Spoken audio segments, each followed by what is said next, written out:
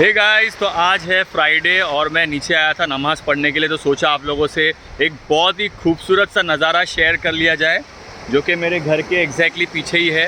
तो ये देखिए, ये मैं आपको दिखाना चाहता था, इसीलिए मैंने ये शॉट बनाया।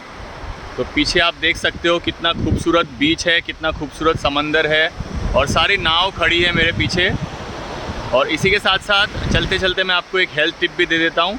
तो अगर आप लोग फील कर रहे हो ज़्यादा कोल्ड और आजकल बहुत ज़्यादा सर्दी और कोल्ड हो रहा है लोगों को, तो सबसे बेस्ट ये है कि आप रोज़ रात को सोने से पहले एक बॉइल्ड एग, उसके ऊपर थोड़ा सा काली मिरी डाल के खाइए। आपको ये सर्दी में रिलीफ देगा, आपको कोल्ड से बचाएगा, आपका इम्यूनिटी भी बूस्ट करेगा।